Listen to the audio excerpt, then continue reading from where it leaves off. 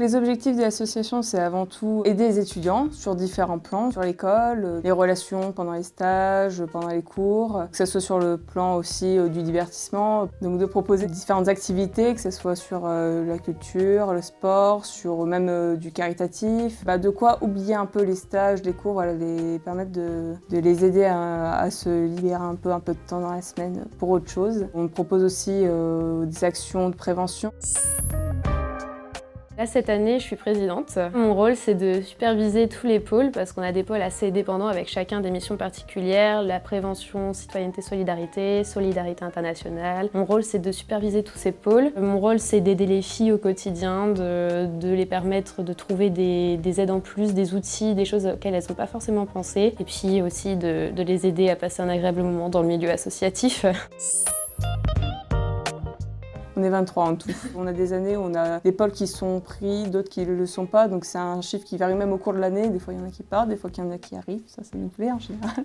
Mais voilà, c'est un chiffre qui est assez variable et quand on est une asso dans une école où on sait qu'on est grand max 130 étudiants à peu près, c'est un chiffre qui est vraiment admirable. J'avais déjà fait de l'associatif avant, donc c'était un parcours qui me paraissait cohérent et j'avais envie de me réimpliquer dans l'associatif. Puis de rendre service, parce que c'est un truc qui...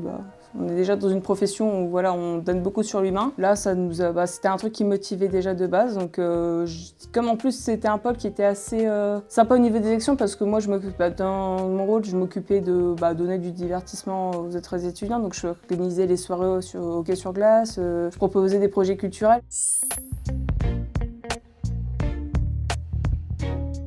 De ce fait, en étant présidente, il y a quand même beaucoup de temps à consacrer à l'association. Après, l'année dernière, quand j'étais secrétaire, il y avait un peu moins de temps. C'était plus des missions ponctuelles à consacrer. Là, en tant que présidente, il y a forcément un peu plus d'investissement, mais ça passe encore. En étant bien organisée, je dois mettre 3-4 heures dans la semaine. Moi, c'est plutôt variable, contrairement à ma présidente.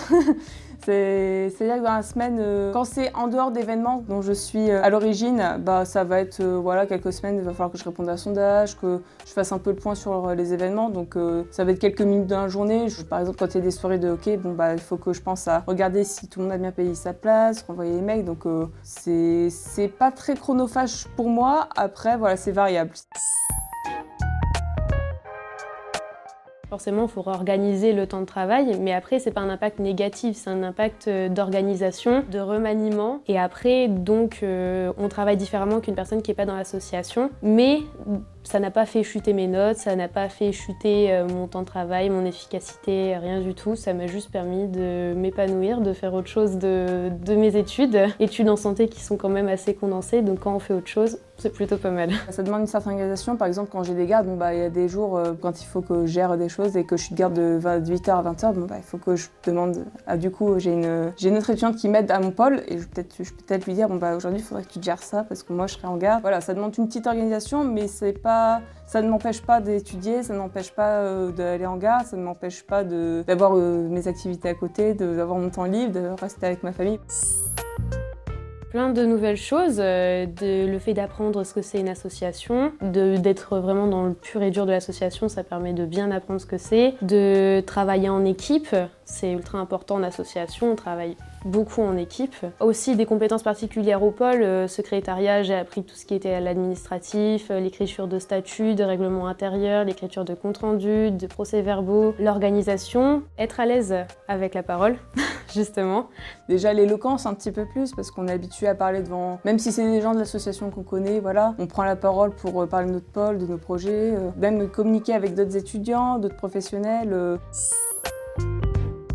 Le fait d'être à l'aise avec les personnes, forcément en tant que sage-femme, future sage-femme, on est censé être à l'aise avec tout le monde. La paperasse, la paperasse qu'on fait, parce que quand on voit en stage ce que les sages-femmes doivent faire en papier, quand on est à l'aise avec la paperasse, ça va mieux. Après, l'organisation du temps de travail, enfin, tous ces genres de choses vont se retrouver forcément dans le milieu du travail.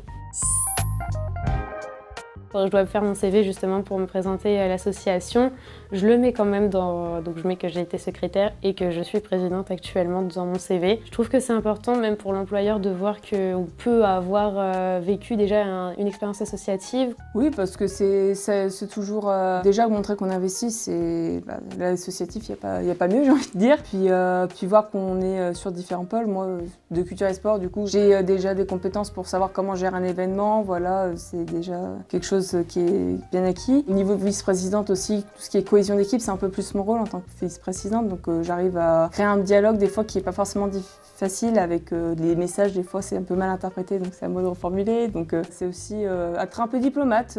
Donc ça sert tout le temps au quotidien à la diplomatie.